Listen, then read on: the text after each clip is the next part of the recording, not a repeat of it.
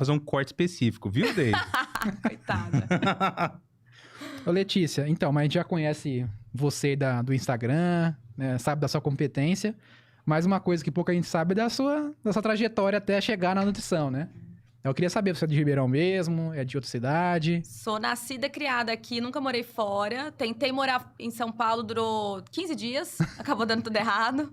Mas eu nasci... A minha família não, a minha família é de Barretos. Então, minha mãe, meus tios... e aí, minha mãe veio pra cá estudar, conheceu meu pai. Aquele romance dos adolescentes. É que minha mãe já tinha 30 anos quando isso aconteceu. Mas ela veio pra cá fazer faculdade, pra cidade grande.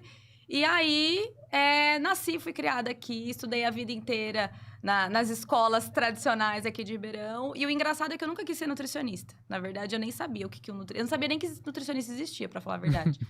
Eu queria ser médica. Então, sempre quis ser da área da saúde. A área da saúde, pra mim, sempre foi uma certeza.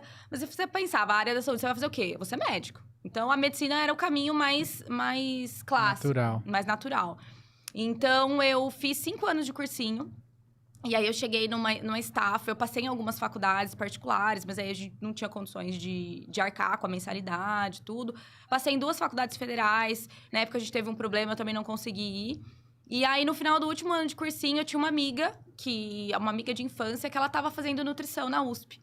Ela tinha entrado 1 ano antes. Aí ela falou, por que você não presta? Eu falei, tá, mas o que nutricionista faz? Eu falei, eu não vou ser cozinheira. Eu ainda falei certinho. Que eu nunca fui muito íntima das panelas. Então, eu falei, eu não vou ser cozinheira. Você tá ficando louca? E aí, ela falou, não, Letícia, é o mais próximo que a gente conseguiu. Porque ela também vinha da mesma trajetória de prestar medicina. Ela falou, é o mais próximo que a gente vai chegar da medicina na questão de atuação. Porque eu tinha pensado em fisioterapia. E aí, eu não contei pra ninguém que eu ia prestar nutrição. Assim, eu tinha um grande problema com a FUVEST. A FUVEST era o sonho da minha vida, passar na USP.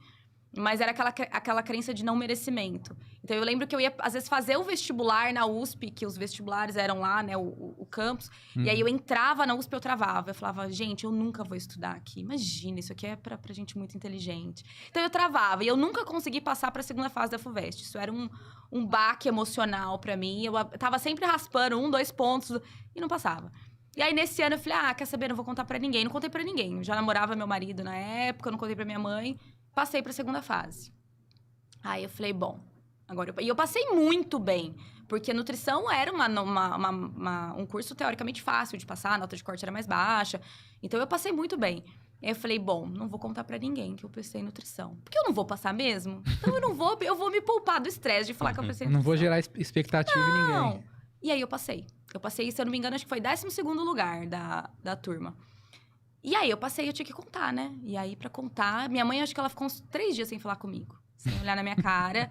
Minha sogra fez uma festa pra mim. Eu cheguei na festa, a hora que eu vi lá, eles escreveram nutrição. Eu só chorava. Aí a foto é muito engraçada. Tá todo mundo feliz, sorrindo, assim. E eu tô com aquela cara na foto. Até hoje virou piada. E aí, tinha uma pressão muito grande minha, familiar, que era aquela coisa assim, faz nutrição e aí você passa pra medicina. E aí, eu entrei com esse pensamento na faculdade. E depois que eu entrei na nutrição, eu falei, cara, é isso. Não tem nada a ver, eu não tinha nada a ver com medicina. As aulas de anatomia, tinha algumas que eu passava mal. As aulas de medicina legal, eu passei mal em algumas. Então, assim, não tinha nada a ver. Na verdade, o que o médico faz, principalmente o médico de formação clássica, lá na USP, né, no HC, fazia, era totalmente diferente do que eu queria fazer. Então, eu falo, gente, Deus, ele escreve certo por linhas tortas, né? E aí, eu entrei na faculdade em 2013. Comecei a fazer, desde o primeiro ano, eu já comecei a fazer iniciação científica, porque eu tinha certeza que eu ia ser professora, que eu ia ser docente. Então, nunca passou pela minha cabeça ter consultório. Eu até era meio petulante, eu até meio que desdenhava das pessoas. Eu queria ser nutricionista hospitalar e docente, era o que eu queria ser. E aí, fiz as iniciações científicas, acabei me formando, fui pro mestrado. E aí, trabalhei com câncer de intestino e alimentação, cúrcuma, que são alguns alimentos fitoativos, né? Como que atuava nisso. E aí veio a pandemia. Aí, um pouquinho antes da pandemia, eu passei na residência na Unifesp para trabalhar com crianças na oncologia no GRAAC. Passei em primeiro lugar e eu acho o máximo falar que eu passei em primeiro lugar. Porque a pessoa que ficou 5 anos no cursinho, entendeu? Então, qualquer oportunidade que ela tem de falar que ela passou. E aí, eu passei, só que aí veio a pandemia. Eu tive um problema de duplicidade entre as instituições. E aí, em março, acho que foi dia 20 de março de 2020, eu precisei desistir. Ou eu desistia do mestrado e precisava devolver a minha bolsa, ou eu desistia da residência. E aí, eu acabei desistindo da residência, não tinha nem o que pensar. E fiquei trancada em casa durante praticamente 2, 3 meses, eu e meu marido e o cachorro. E eu falei, bom, eu vou ver o que eu preciso fazer da minha vida, né? Não dá pra ficar à toa. E aí, eu voltei pro consultório, que eu já tinha tido brevemente, quando eu me formei em consultório. E aí, eu comecei a atender online. Porque começou o Covid. E eu sempre fui nutricionista clínica. Eu não atendo, por exemplo, o pessoal da esportiva, eu não atendo pediatria, eu não atendo transtorno alimentar, eu atendo clínica, eu atendo doença. É isso que eu gosto, é isso que eu sei fazer.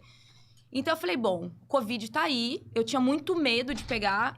Na Unifesp, o pouco tempo que eu fiquei, eu participei de algumas discussões de caso, que um dos primeiros pacientes de Covid do Brasil foram atendidos lá. Então, a gente acabou participando, eu acabei estudando muito sobre isso. Eu falei, bom, agora é isso que tá em alta, é isso que eu vou estudar. E eu me especializei, fiz pós-graduação em Covid, em pós-Covid. E aí eu comecei a atender online, porque tinha muita gente com Covid. E que não sabia, era desesperador, porque ninguém sabia se ia morrer, se não ia. E aí eu comecei a produzir conteúdo disso.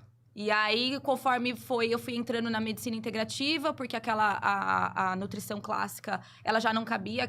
Eu falo que aquela nutrição de servir gelatina e bolacha creme cracker para paciente hospitalizado, isso deveria ser crime. Né? Concordo. Eu arrumei várias encrencas, inclusive, no HC quando eu era estagiária, porque era inaceitável um negócio desse. Era muito difícil lá o esquema de refeição. Então, isso não cabia pra mim. Eu falei, não, se for pra ser nutricionista assim, eu falava pro meu marido, eu falei, eu vou ser dona de casa. Porque eu vou rasgar meu diploma, porque não é esse tipo de coisa que eu acredito. E aí, eu comecei a acompanhar o Dr. Vitor Sorrentino através das redes sociais. Eu falei, cara, é isso? Que coisa diferente. Aí, logo depois, ele lançou a pós-graduação. Aí, eu fiz pós-graduação. Então, assim, durante os últimos 4 anos, não teve um ano que eu não... Eu cursei muitas pós-graduações ao mesmo tempo. Porque é a chance que a gente tem de se especializar. E aí, você acaba falando com pessoas que elas são negligenciadas. Então, é aquela pessoa que ela tá com os exames teoricamente normais. Ela vai no médico, ela vai no nutricionista. E, não, você tá ótimo, pode ir pra casa. E a pessoa tá cansada, a pessoa tá cheia de alergia, o intestino não funciona, ela não dorme, ela tem insônia, a libido tá baixa, ela briga com o marido. Então, como você pode falar que essa pessoa tem saúde? Essa pessoa não tem saúde.